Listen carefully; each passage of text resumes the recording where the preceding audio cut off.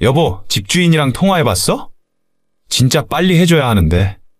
아까 연락해봤는데 새로 이사 들어올 사람이 없어서 돈 못 빼주겠대. 어쩌지? 대충 예상은 했는데 이렇게 배짱 부릴 줄은 몰랐네.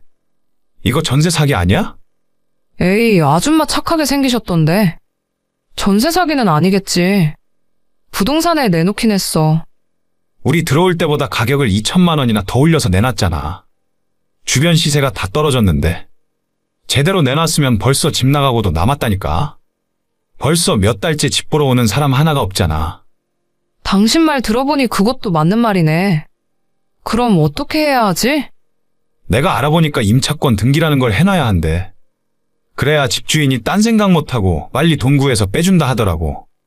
그나저나 우리 이사 가기로 한 곳은 어떻게 해?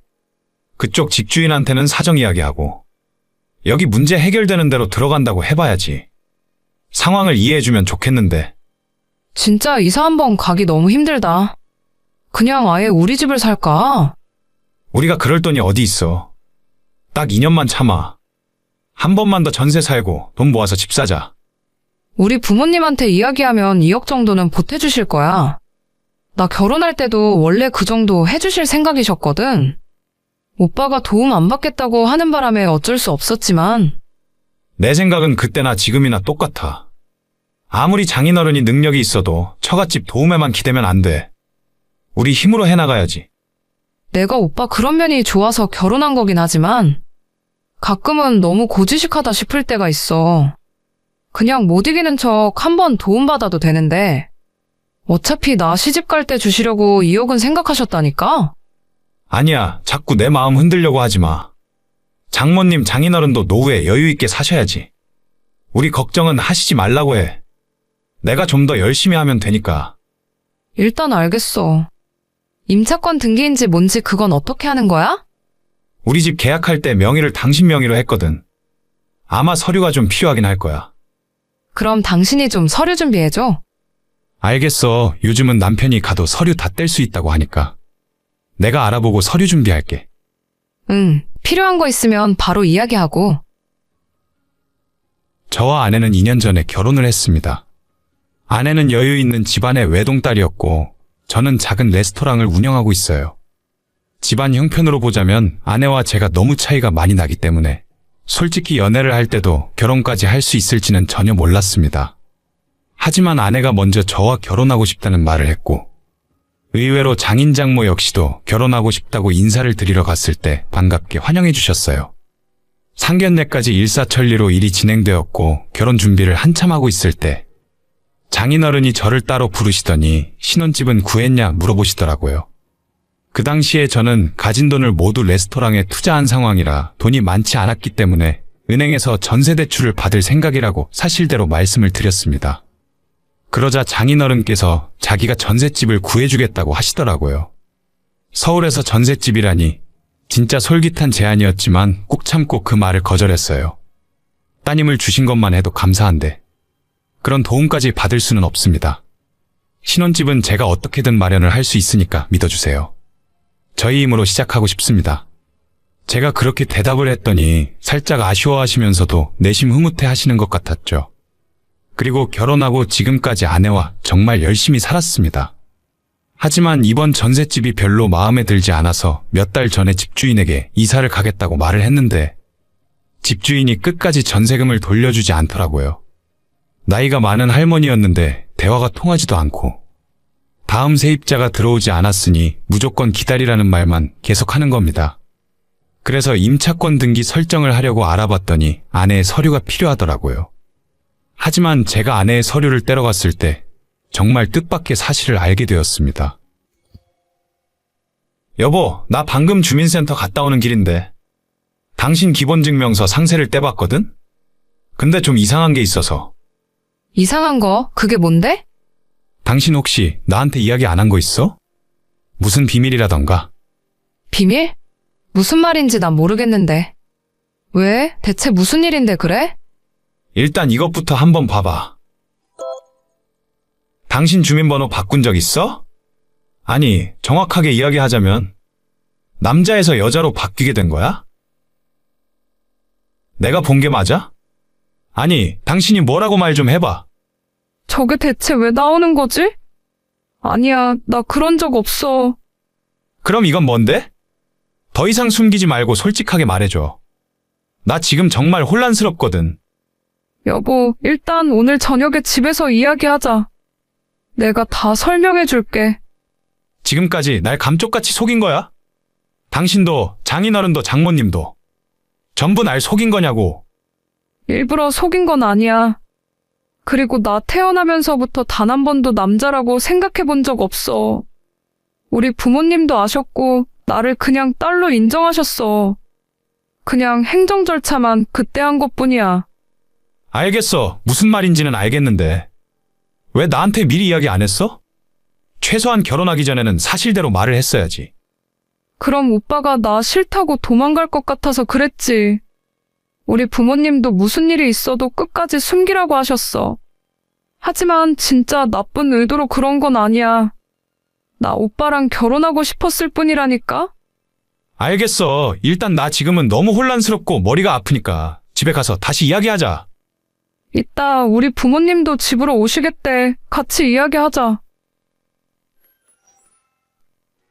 아내는 태어나길 남자로 태어났지만 단 한 번도 본인이 남자라고 생각해 본 적이 없는 사람이었습니다. 그래서 꾸준히 호르몬 주사도 맞았고 20살이 되자 바로 수술을 했다 하더라고요. 본인이 평범한 사람이 아니라서 평생 결혼도 하지 않을 생각이었다고 했는데 저를 만나 연애를 하게 되고 결혼을 하고 싶다는 마음이 생겼다고 합니다. 속았다는 사실에 처음에는 화가 많이 났지만 가만히 생각을 해보니 오죽했으면 그랬나 싶기도 하고 퇴근하고 집에 갔을 때 너무 울어서 눈이 퉁퉁 부어있는 아내를 보니 딱한 모습에 마음이 무너지더라고요. 잠시 후에 도착한 장인 장모는 저를 보자마자 자기들이 잘못했고 딸은 아무런 잘못이 없다며 무릎을 꿇고 용서를 빌었어요. 말도 안 되는 소리인 건 알지만 딸을 있는 모습 그대로 받아주면 안 되겠냐고 부탁을 하셨습니다. 원한다면 본인들 가진 모든 걸 저한테 다 주겠다는 말씀까지 하셨습니다. 혼란스러운 와중에 몇 번이고 생각을 해봤고 제 아내가 태어나길 남자로 태어났다는 걸 알게 된 후로 뭐가 달라진 것이 있을까 고민을 해봤어요. 하지만 결과적으로는 달라진 게 하나도 없더라고요.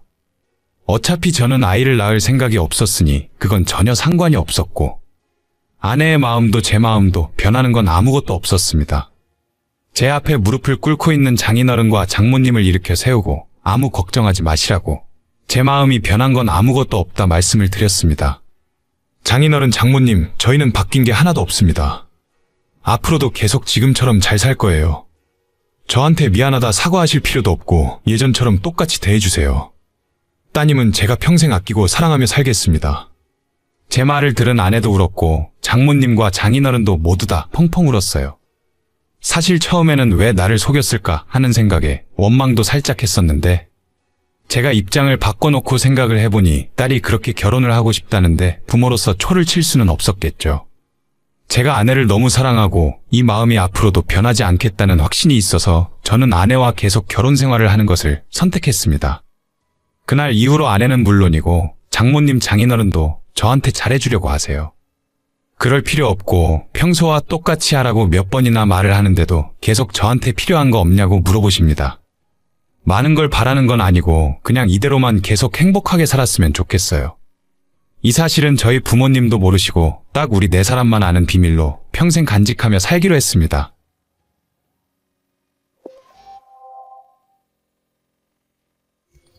여보, 이번 추석 때 우리 부모님 용돈 얼마씩 드릴 거야? 작년에는 우리 가게 매출이 괜찮았는데 올해는 정말 당신 볼 면목도 없네. 요즘 경기가 다 안 좋은데 어쩔 수 없지. 그래도 내가 직장 다니니까 너무 걱정하지 마. 내가 많이는 못 벌어도 우리 세 식구 생활비는 충분히 벌 수 있어. 정말 당신밖에 없어.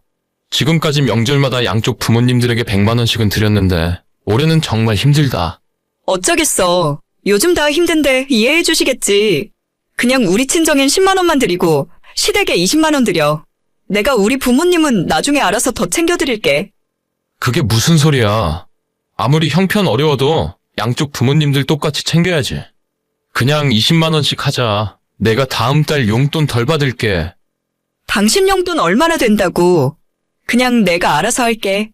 우리 아직 그 정도 여유는 있어. 내가 정말 면목이 없다.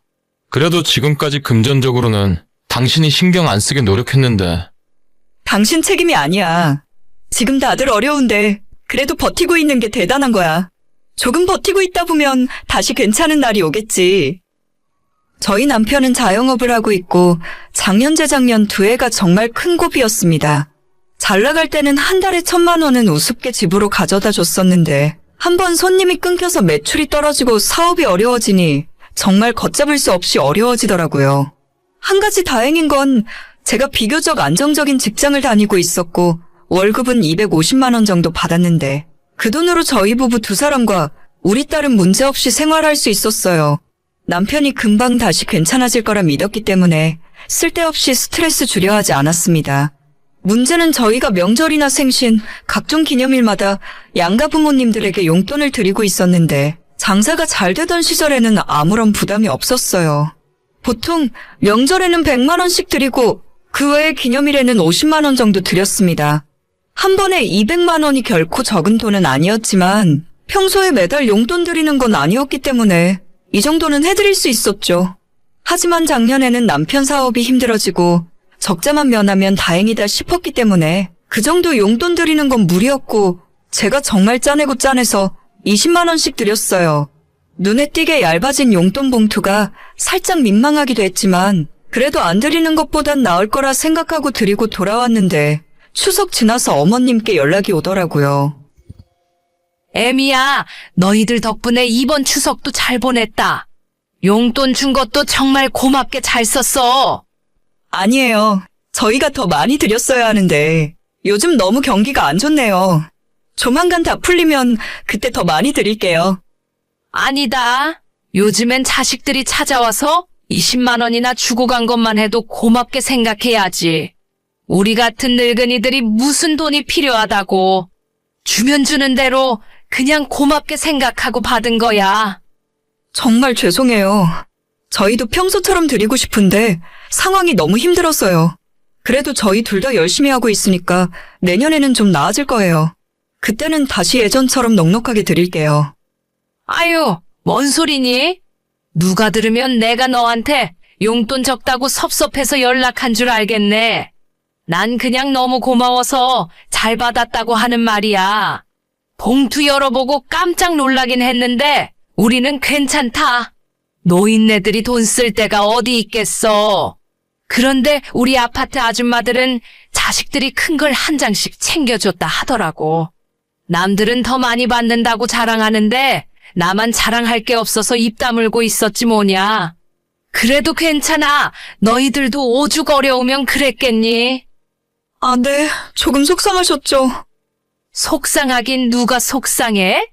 남들 다 큰 거 한 장씩 받았다는데 나만 쬐끔한 거라 그냥 입 다물고 있었다는 소리지. 신경 쓰지 마라. 나도 그렇게 꽉 막힌 사람은 아니야. 니들이 설마 노인네 무시하느라고 용돈을 20만 원만 주고 갔겠어? 진짜로 어려우니까 그랬겠지. 그런데 내가 듣기로는 너네 집 돈 관리 너가 맡아서 한다고 하지 않았니? 네, 맞아요. 작년부터 제가 다 관리하고 있어요. 이건 혹시나 궁금해서 물어보는 건데 너희 친정에도 똑같이 20만 원씩밖에 안 드렸니? 어머님 무슨 말씀이 하고 싶으신 건데요? 제가 어머님한테 20만 원 드리고 저희 친정에는 더 많이 드렸을까 봐 그러세요? 아니, 나는 그냥 궁금해서 물어보는 거지. 너가 떳떳하면 그만인데 왜 이런 일에 발끈해? 발끈하는 게 아니라요. 어머님이 저를 이상한 사람으로 만드시니까 그렇죠. 아유, 됐다. 내가 며느리 무서워서 뭔 말을 못 꺼내겠네. 지 남편 돈 못 번다고 시댁 용돈부터 줄이면 이 얼굴에 침 뱉는 거야. 저 그런 적 없어요. 그래, 너 잘났어. 내 친구들 다 큰 거 한 장씩 받는데 나만 못 받아서 승질나서 한 소리 했다. 됐냐? 그럼 처음부터 그렇게 말씀을 하시지. 왜 저희 친정부모님 이야기까지 하세요? 제가 설마 양가 부모님들 차별이라도 했을까 봐서요. 아니, 내가 너한테 이런 말도 못하냐?